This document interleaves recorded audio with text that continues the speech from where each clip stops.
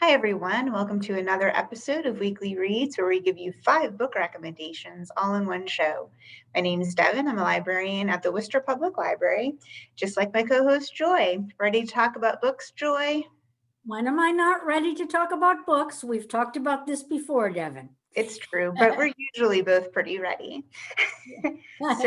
Most of the stuff we're talking about today, you can get online for free with the Overdrive or Libby app on your phone or device. You can also use Overdrive on your desktop with your laptop in your browser.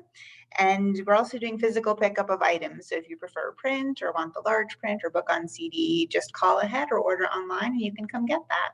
If you're not sure how to do any of that, just call the library. But for now, I'm going to switch screens so you can see the lineup we have for you this week.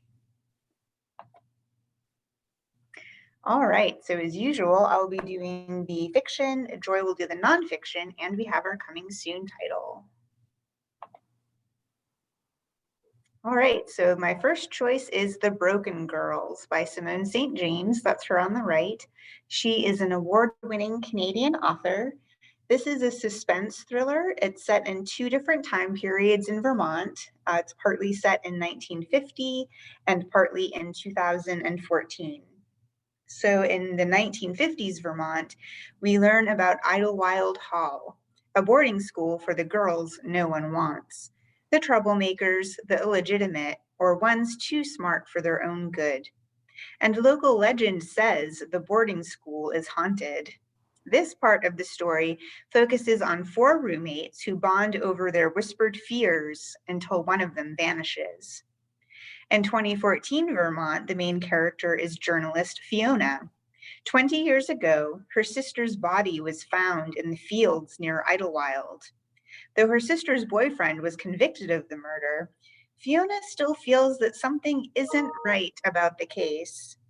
Then she discovers that Idlewild is being restored, and a shocking discovery during renovation links the loss of her sister to secrets that were meant to stay in the past, and a voice that will not be silenced. This thriller has paranormal aspects with ghosts that play a part in the plot.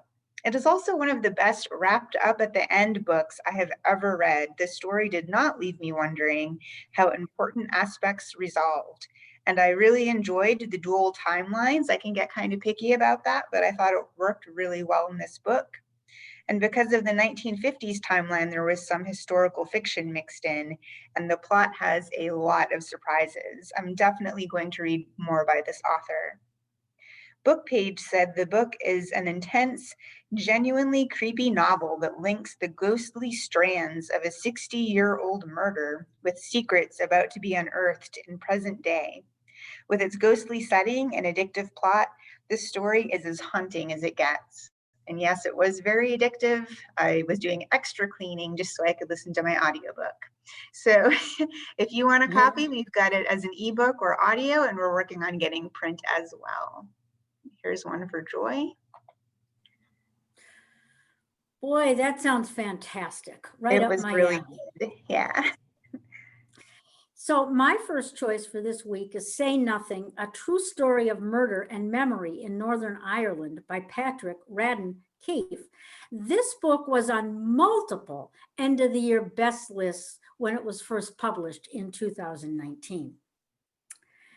In December of 1972, a 38-year-old mother of 10 named Jean McConville was abducted from her flat in a grim housing block in Belfast, Northern Ireland, by a group of hooded gunmen in full view of her crying children and driven away to meet her fate. In any other time and place, the media would have grabbed that story and shaken it until the truth fell out. What had happened to Jean McConville? Where had she gone? But not in Belfast in 1972. Everybody knew the IRA was responsible, and although rumors flew as to exactly why, nobody was talking openly. To speak out would be to risk a bullet in the back of the head. And besides, her neighbors hadn't much liked Jean, a Protestant widow living in an IRA stronghold. They gave her and her children a wide berth. Chances are, if you are over 40, you remember the Troubles, the name given to an approximately 30-year time period when hundreds of years of sectarian tension and oppression of the Catholic Irish by the English government erupted into undeclared civil war in Northern Ireland. Certain images may be etched into your memory. Political slogans scrawled across stone walls, small children, faces twisted in hate, lobbing stones at soldiers wielding assault rifles. As one of the figures interviewed for Say Nothing points out, Americans tend to romanticize the conflict. After all, anyone who has ever belted out an Irish rebel song, and I'm among them, knows how rousing they can be. But many of those who actually participated do not. Make no mistake, this was one dirty little war characterized by indiscriminate bombings, summary executions, intimidation, riot, torture, illegal internment, paranoia, and betrayal of dizzying proportions and on all sides. In the world that author Patrick Radden Keefe portrays, there are no good guys, just a few who may be a little less bad than others. Take Dolores and Marion Price. That's Dolores on the cover. Two sisters who, as fresh-faced teens, enlisted in the IRA, motivated by idealism and love of country. By the time they came up for air, they were weary and disillusioned, having murdered, planted bombs, and delivered friends to certain death.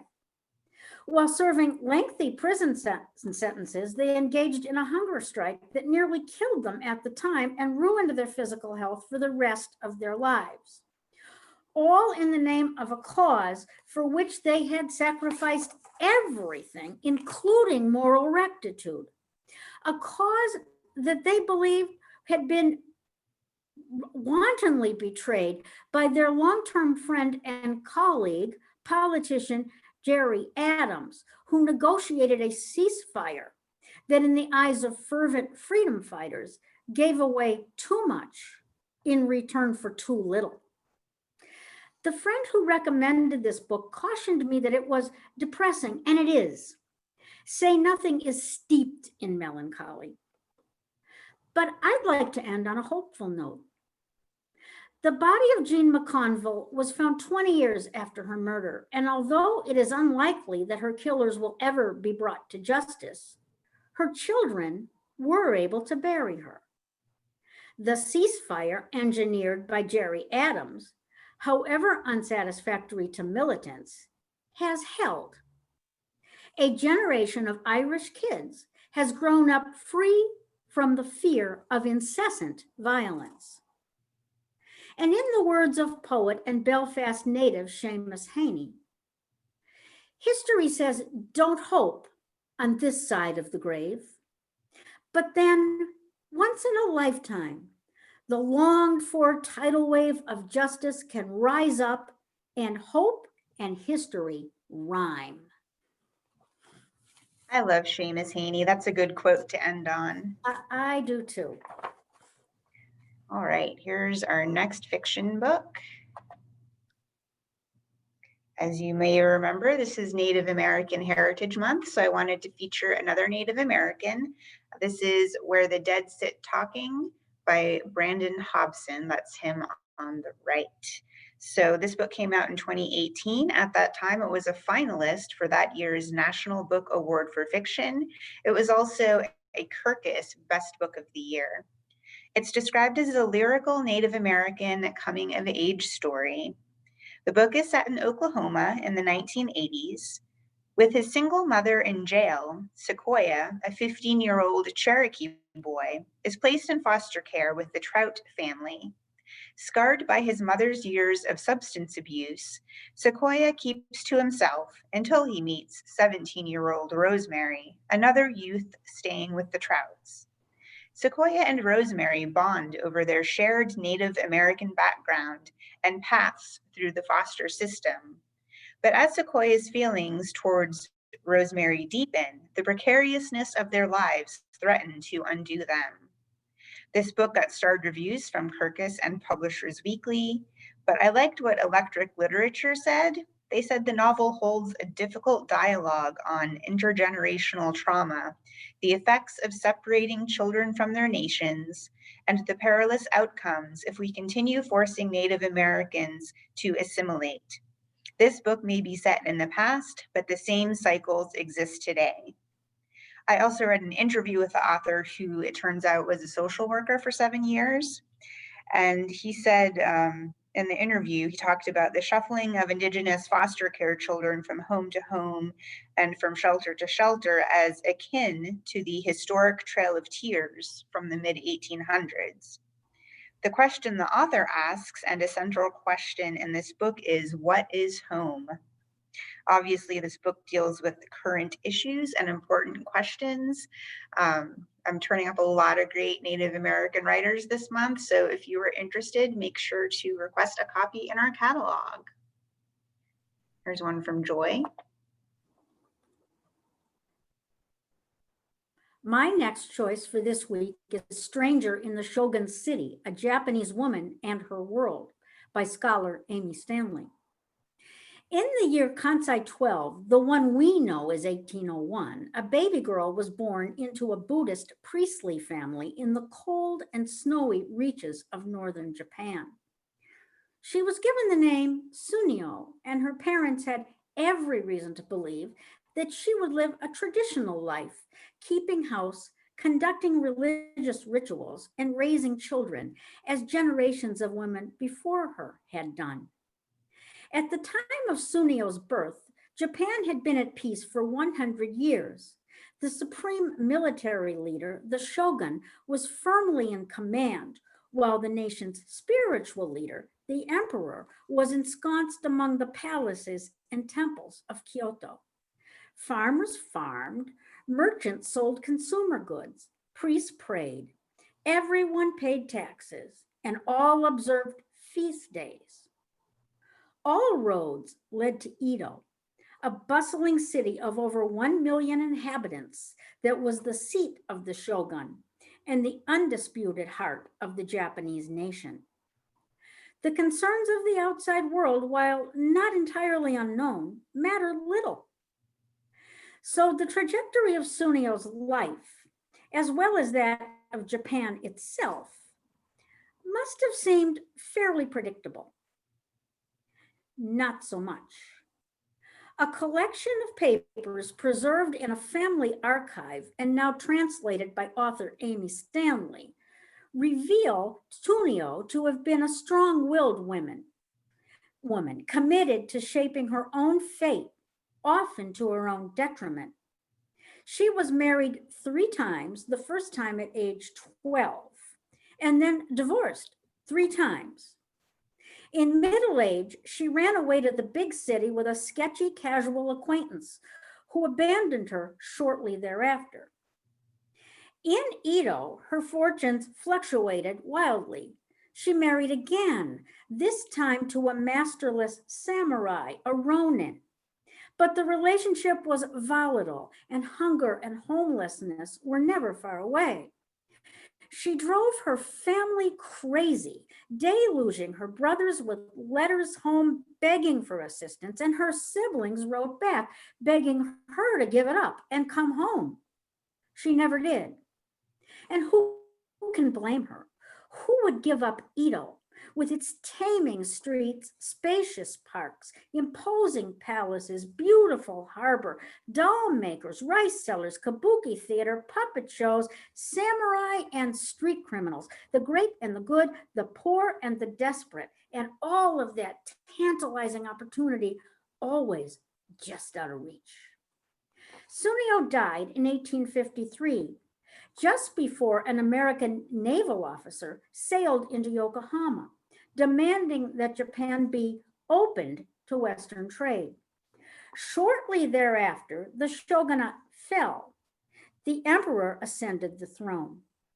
Edo was renamed Tokyo, and Sunio's world was transformed forever. She did not live to see it. Author Stanley does such a masterful job, however, in recreating Sunio's vanished world that one reviewer said it might as well be time travel. It definitely sounds like Sunio had an unusual life for her time period. And a rich one in its way. Yeah, for Poverty notwithstanding. sure. All right, so nexters are coming soon titles. So before I go to that slide, don't forget to give us some likes and loves and share this video with your friends who need books recommended. All right, and our coming soon title is The Orchard by David Hopen. This one's coming out on November 17th, which is of course a Tuesday. It just so happens I chose another coming of age story. This one is described as a poignant debut. It's also being compared to Donna Tartt's book, The Secret History, which I know is super popular when it came out. In this book, Ari's life has been governed by strict rules. In ultra-Orthodox Brooklyn, his days are dedicated to study and religious rituals, and adolescence feels lonely. So when his family announces they are moving to a Miami suburb, Ari seizes his chance for reinvention. Enrolling in an opulent Jewish academy, he is stunned by his peers' wealth and ambition, and the pious world he knew is replaced with a technicolor whirlwind with far more liberal interpretations of Jewish law than he has ever known. When the academy's golden boy, Noah, takes Ari under his wing, Ari finds himself in the school's most exclusive group. These friends are magnetic and defiant, especially Evan, the brooding genius still living in the shadow of his mother's death. Influenced by their charismatic rabbi, the group begins pushing moral boundaries and careening toward a perilous future, one where traditions of faith are repurposed to mysterious, tragic ends. This book got starred reviews from Kirkus and Booklist. Publishers Weekly said the author mixes religious philosophy and dangerous behavior in this ambitious debut. This isn't your average campus novel. So I know campus novels are quite popular. If you'd like to get your name on the list before the book is released, you can do that for the print copy in our catalog, but it's not on Overdrive yet or Libby. Hopefully it will be soon. But that brings us to the end of our episode for this week. Don't forget, if you want a book recommendation, you can just drop that in the comments below and Joy and I will get back to you. Otherwise, thanks for watching. See you later, fellow readers.